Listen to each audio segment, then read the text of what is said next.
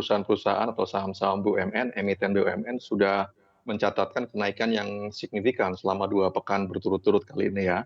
Dan ini juga, terlihat karena memang harga sudah sangat terdiskon sehingga pada saat sedikit tenang, pasar sedikit tenang, saham-saham BUMN ini yang, cukup banyak diburu oleh institutional investor, termasuk juga diikuti oleh retail investor. Nah, pembagian dividen, kalau di BUMN memang, ini menjadi suatu hal yang menarik ya dari tahun ke tahun karena memang, negara juga memerlukan, dividen sebagai pemasukan untuk APBN ya, sudah Mhm. dijadwalkan. Dan investor retail ataupun investor, seperti, kita itu juga, cukup diuntungkan dengan adanya Mhm. dividen payout ratio rata-rata perusahaan BUMN itu antara 30% sampai dengan 50%. Jadi, Mmm. ini juga momen yang cukup cukup atraktif di tengah kondisi jadi hal yang sangat penting. Mmm. Ini juga menjadi trigger, bagi investor untuk memburu saham-saham, emiten-emiten BUMN. Baik, ini dari emiten-emiten BUMN yang akan tebar dividen, yang mana yang rasionya paling menarik untuk diperhatikan investor, Pak Fendi?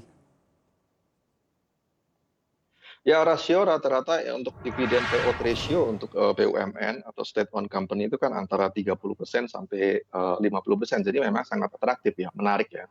Sebenarnya yang boleh dikatakan yang cukup tinggi seperti 50% dan, di atas itu seperti misalnya perbankan, kemudian di, perusahaan-perusahaan seperti perusahaan, coal ya, PTBA, kemudian di sektor-sektor telco, itu, mereka secara experience memberikan dividen yang cukup atraktif, tinggi ya, antara 50%-an.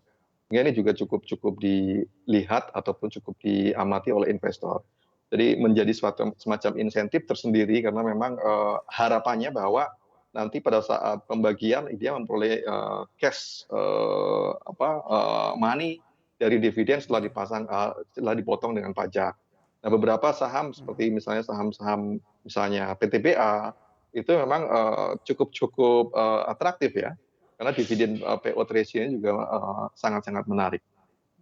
Baik, kalau kita lihat dari sisi pergerakan harga sahamnya, hari ini banyak saham yang terkoreksi cukup dalam. Seperti yang Anda sebutkan tadi ada PTBA di sini koreksi 2,11% di level harga 2.320. Ini apakah menjadi momentum yang baik untuk investor masuk mengakumulasi atau sebenarnya ini memang pasarnya sudah mulai berbalik arah?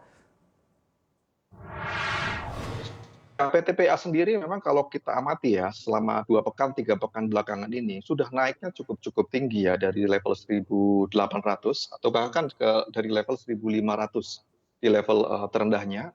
Saat ini sudah di level tertingginya 2.500 3 hari yang lalu ya, dan hari ini sudah terkoreksi sampai ke level 2.300. Sehingga ini, sebenarnya, momen, untuk investor untuk, lebih baik menunggu sampai dengan retracement-nya kira-kira di level 2.000 sampai dengan 2.100 untuk masuk kembali karena Mmm. memang ini, boleh dikatakan, sebagai dividend payer yang cukup bagus, kemudian juga dari sisi performa, sahamnya itu juga, Mhm. cukup cukup atraktif dalam beberapa bulan ke depan ini dengan, beberapa hal, investment thesis-nya adalah karena dia, strongly, owned by the government yang, Mhm.